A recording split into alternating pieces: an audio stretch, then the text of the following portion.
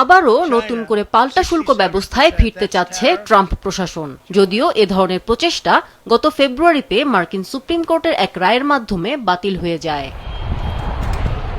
এবার জোরপূর্বক শ্রম কমিয়ে আনার লক্ষ্য পূরণে ব্যর্থ হওয়ার অভিযোগ তুলে বাংলাদেশ সহ ৬০টি দেশের ওপর অতিরিক্ত শুল্ক আরোপের প্রস্তাব দিয়েছে ইউএসটিআর। তাদের দাবি, এসব দেশ জোরপূর্বক শ্রম দিয়ে উৎপাদিত পণ্যের ওপর নিষেধাজ্ঞা কার্যকরভাবে আরোপ করতে ব্যর্থ হয়েছে, আর এতে প্রতিবন্ধকতার মুখে পড়েছে মার্কিন বাণিজ্য।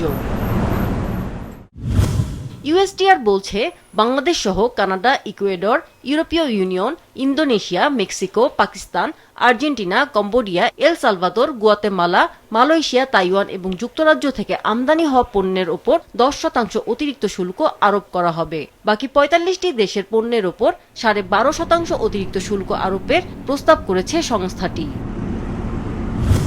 যুক্তরাষ্ট্রের 1974 সালের বাণিজ্য আইনের 301 ধারায় প্রস্তাবটি আনা হয়েছে, যার মাধ্যমে দেশটির সরকারকে মার্কিন বাণিজ্য ও বাণিজ্যিক স্বার্থের জন্য ক্ষতিকর হতে পারে এমন কার্যক্রমের বিরুদ্ধে ব্যবস্থা নেয়ার ক্ষমতা দেয়।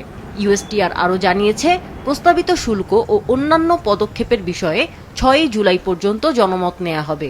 পরদিন এ নিয়ে হবে শুনানি। এই পদক্ষেপ এমন সময় সামনে এলো যখন ট্রাম্প প্রশাসনের আরোপিত সাময়িক শুল্কের মেয়াদ আগামী 24শে জুলাই শেষ হওয়ার কথা।